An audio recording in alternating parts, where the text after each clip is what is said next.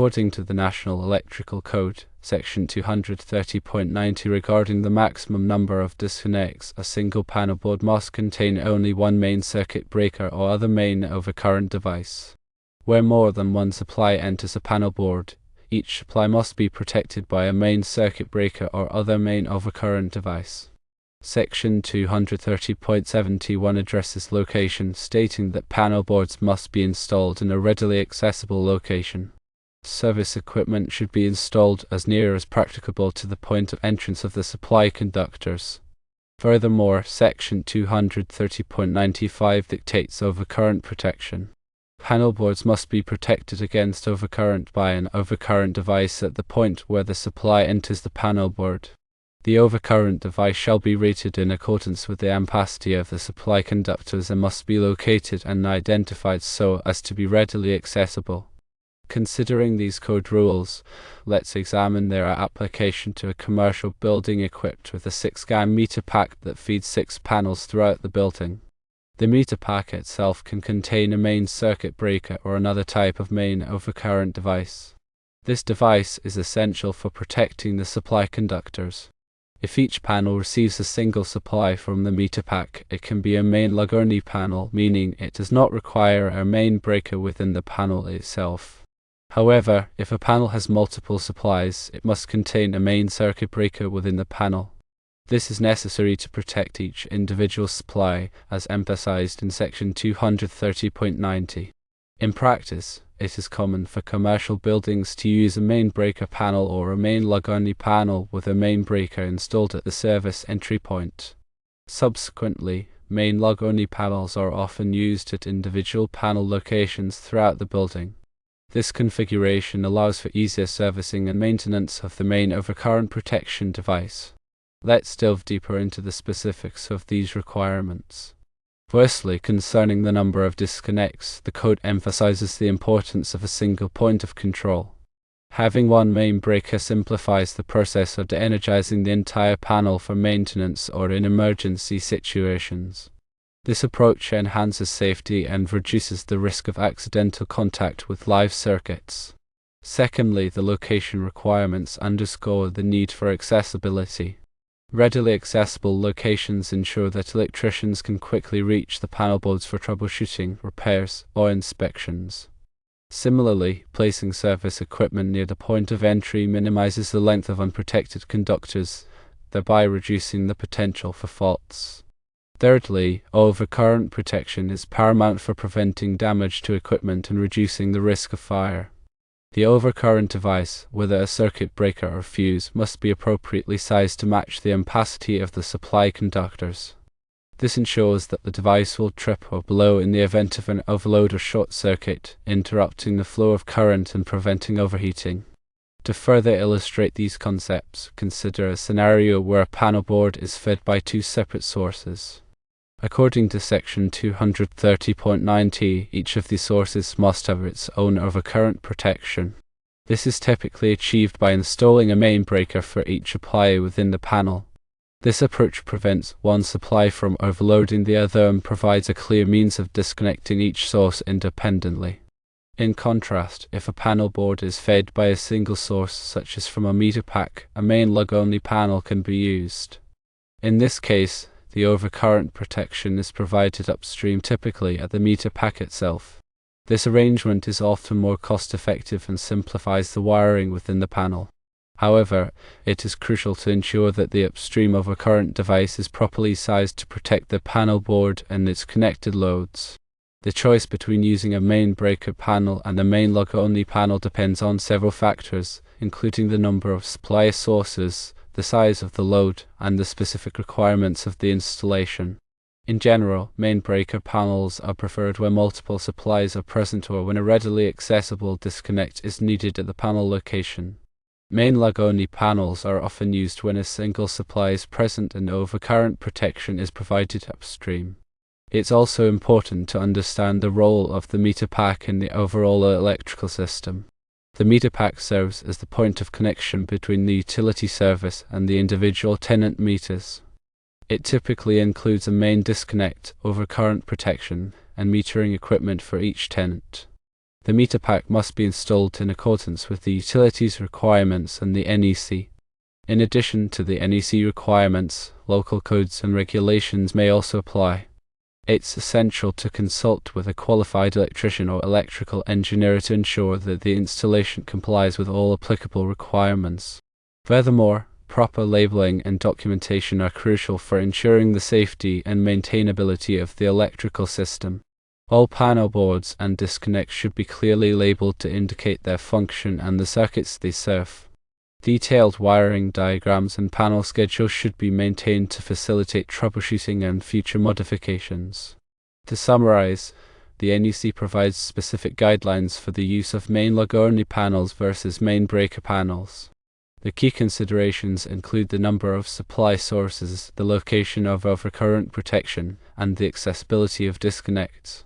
By adhering to these guidelines, you can ensure a safe and reliable electrical system that meets the needs of your commercial building. Let's further clarify some common scenarios you might encounter when deciding between a main breaker panel and a main lug-only panel. Firstly, consider a small office building with a single utility service. In this case, a main lug-only panel might be acceptable if the main overcurrent protection is located in the meter pack or at the service entrance. However, if the panel feeds multiple tenants or critical loads, a main breaker panel might be preferred to provide a dedicated disconnect for each tenant or load. Secondly, imagine a retail store with multiple display cases, lighting circuits, and HVAC equipment. In this scenario, a main breaker panel with multiple branch circuits would be the most appropriate choice. This allows for individual control and protection of each circuit, making it easier to isolate problems and perform maintenance. Thirdly, picture a warehouse with high bay lighting and heavy machinery. In this case, both main breaker panels and main lug-only panels might be used depending on the specific layout and load distribution. A main breaker panel could be used to feed a sub-panel that distributes power to the lighting circuits, while a main lug-only panel could be used to feed a large piece of machinery with its own overcurrent protection. When evaluating the suitability of a main lug-only panel, it's crucial to verify that the upstream overcurrent protection is adequate. This involves calculating the total load on the panel and ensuring that the overcurrent device is sized to protect the conductors and equipment connected to the panel. It's also important to consider the available fault current at the panel location. The overcurrent device must have a sufficient interrupting rating to safely interrupt any potential fault current. In addition to the NEC requirements, consider the practical aspect of servicing and maintaining the electrical system.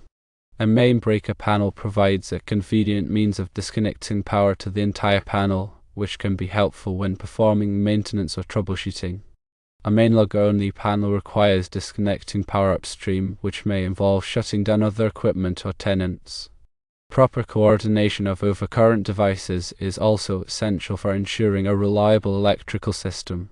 Coordination means selecting overcurrent devices with appropriate time current characteristics so that the device closest to the fault will trip first, minimizing the impact on other circuits. This requires careful analysis of the load characteristics and the coordination curves of the overcurrent devices. Finally, remember that electrical codes and regulations are constantly evolving. It's important to stay up to date on the latest requirements and to consult with a qualified electrician or electrical engineer when planning or modifying an electrical system. They can provide valuable guidance and ensure that the installation complies with all applicable codes and standards. Understanding the nuances of main lug-only panels versus main breaker panels is essential for anyone involved in the design, installation, or maintenance of electrical systems. By carefully considering the factors outlined in the NEC and applying sound engineering principles, you can ensure a safe, reliable, and code-compliant installation.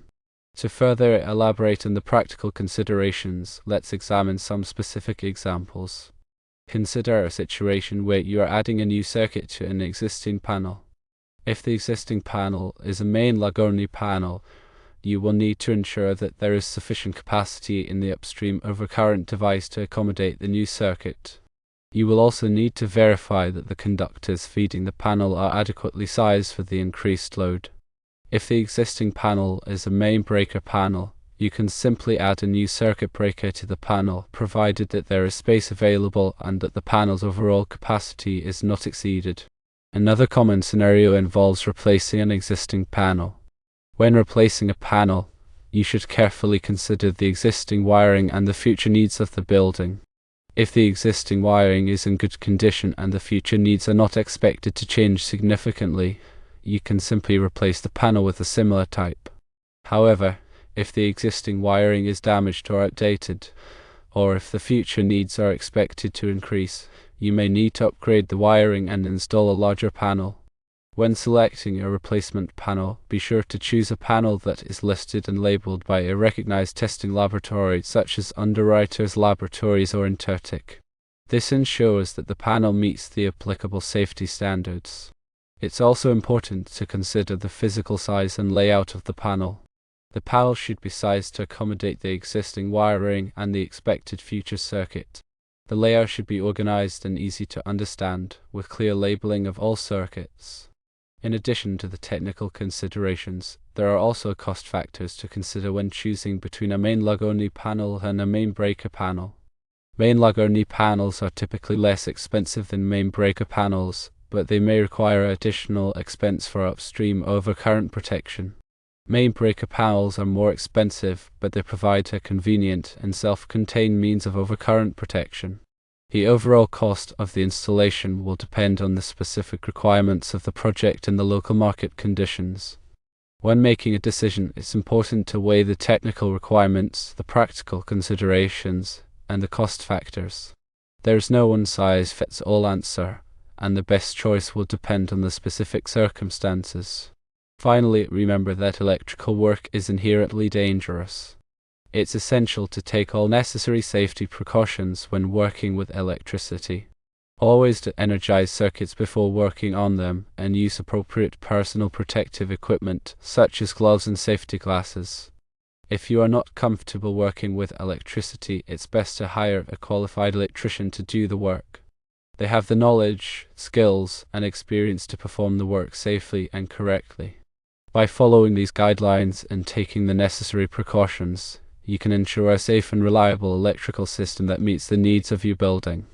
Always prioritize safety and consult with qualified professionals when in doubt. Remember, the goal is to provide safe and reliable electrical power for the building occupants, and that requires careful planning, proper installation, and ongoing maintenance.